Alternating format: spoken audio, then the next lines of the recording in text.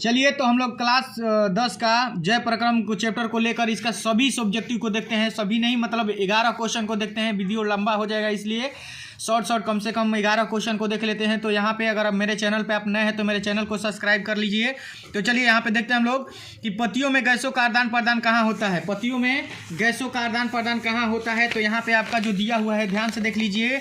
A option में दिया है सीरा, बी में दिया है रंध्र, सी में मध्य सिरा और डी में दिया है इनमें से कोई नहीं। तो इसका जो आपका आंसर हो जाएगा ऑप्शन नंबर एकवा का ऑप्शन नंबर 20 सही आंसर हो जाएगा। ये आपका रंध्र में होता है। चलिए दूसरा नंबर क्वेश्चन को देख लेते हैं। दूसरा दिया है कि स्लाइड को सर्वप्रथम कंपाउंड माइक्रोस्कोप से देखा जाता है। यानी स्लाइड को सर्वप्रथम कंपाउंड माइक्रोस्कोप से देखा जाता है। ऑप्शन नंबर ए 5x पर, बी 10x पर और सी ऑप्शन नंबर सी दिया है 25x पर और डी दिया है 45x पर।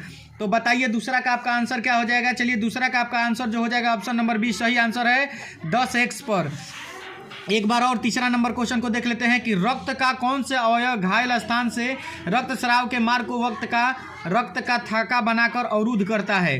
तो यहाँ पे ऑप्शन दिया है ए में लाल रक्त कोशिकाएं आरबीसी जिसको बोलते हैं, बी श्वेत रक्त कोशिकाएं डब्ल्यूबीसी और सी में प्लेटलेट्स और डी दिया है लासिका।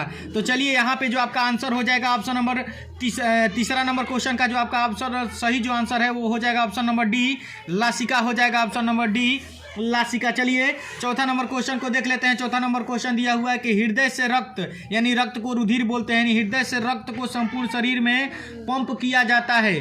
तो ऑप्शन नंबर ए दिया है फेफड़ों द्वारा, बी दिया है नीलय द्वारा, सी दिया है अलिंदों द्वारा और डी दिया है इनमें से सभी। तो बताइए इसका जो आंसर होगा क्या हो जाएगा। तो चौथा नंबर क्वेश्चन का आंसर जो हो जाएगा ऑप्शन नंबर बी जो सही आंसर है नीलय द्वारा। चलिए पांचवा नंबर क्वेश्चन को देख लेते हैं। पांचवा नंबर क्वेश्चन दिया है कि पादप में जाइलम उत्तरदायी है।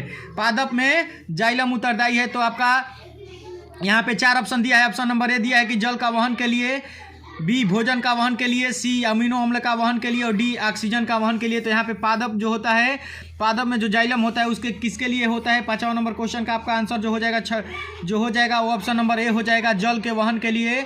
जल को ले जाता है ऊपर, वहन करता है। पादप जो होता है, जाइलम जो होता है पादप में क्या करता है, जल का वहन करता है। चलिए छठवां नंबर क्वेश्चन को देख लेते हैं हम लोग, ठीक है। तो यहाँ पे आपका ये जो 10 क्लास का ऑब्जेक्टिव है ये आपका जो है एग्जाम में मदद करेगा, क्योंकि ऑब्जेक्टिव 80 देता है, 80 में से 40 को मारना होता है। तो चलिए छठवां नंबर क्वेश्चन को देख लेते हैं। छठवां नंबर क्वेश्चन दिया हुआ है कि निम्नलिखित में से किसे कोशिका का ऊर्जा मुद्रा के रूप में जाना जाता है, ऊर्जा मुद्रा के रूप में जाना जाता है। तो ऑप्शन नंबर ए दिया है एडीपी, बी दिया है एटीपी, सी डीटीपी और डी ऑप्शन दिया है पीडीपी। तो बताइए आपका आंसर क्या हो जाएगा। तो चलिए छठवां नंबर क्वेश्चन का जो आंसर हो जाएगा ऑप्शन नंबर 20 सही आंसर है एटीपी। सही आंसर क्या हो जाएगा एटीपी, यानी कोशिका का ऊर्जा मुद्रा किसे कहा जाता है, एटीपी को। चलिए 7वां नंबर क्वेश्चन को देख लेते हैं। 7वां दिया है कि आहार नाल का सबसे लंबा भाग है। आहार नाल का सबसे लंबा भाग है। तो ऑप्शन नंबर ए में दिया है ग्रसनी, बी में छोटी आंत, सी में दिया है अमाशय और डी में दिया है ग्रास नली। तो आपका जो आंसर हो जाएगा 7वां का क्या हो जाएगा, ऑप्शन नंबर 20 सही आंसर है ये छोटी आंत।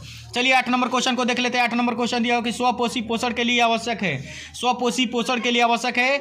ऑप्शन नंबर ए में दिया है CO2, बी में दिया है क्लोरोफिल, सी दिया है सूर्य का प्रकाश और डी दिया है इनमें से सभी। तो चलिए 8वां का जो आंसर हो जाएगा बताइए कौन सा होगा। तो मैं बताता हूँ 8वां का जो आंसर हो जाएगा इनमें से सभी हो जाएगा, क्योंकि स्वपोषी पोषण जो कौन करता है, खुद से जो भोजन बनाता है तो उसके लिए क्या क्या जरूरत होती है, CO2 जरूरत होती है, क्लोरोफिल और सूर्य का प्रकाश। तो इसीलिए इसका जो आंसर हो जाएगा ऑप्शन नंबर डी सही आंसर है इनमें से सभी। चलिए 9 नंबर क्वेश्चन को देख लेते हैं। 9 नंबर क्वेश्चन दिया हुआ है ऑक्सीजन है, ऑक्सीन है। ऑक्सीन है क्या है। तो ऑप्शन नंबर ए में दिया वसा है कि बी ऑप्शन में दिया है एंजाइम, सी हार्मोन, डी कार्बोहाइड्रेट। तो बताइए इसका जो आंसर हो जाएगा क्या हो जाएगा।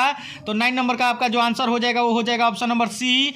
ऑक्सीन जो है एक प्रकार का हार्मोन है। तो ऑप्शन सी आपका सही आंसर है। चलिए ऑप्शन नंबर डी को देख 10 नंबर क्वेश्चन को देख लेते हैं। 10 नंबर क्वेश्चन दिया है द्विखंडन होता है। द्विखंडन होता है। ऑप्शन नंबर ए में दिया अमीबा में, बी पैरामीशियम में, सी लिस्मानिया में और डी इनमें से सभी। तो बताइए 10 नंबर का आपका जो आंसर हो जाएगा वो आंसर हो जाएगा क्या हो जाएगा, ऑप्शन नंबर ए सही आंसर है अमीबा में। तो अमीबा में क्या होता है, द्विखंडन होता है। चलिए 10 के बाद हम लोग 11 नंबर क्वेश्चन को देख लेते हैं। यहाँ पे 11 नंबर क्वेश्चन दिया हुआ है कि इथाइल एल्कोहल किस प्रकार के श्वसन में बनता है।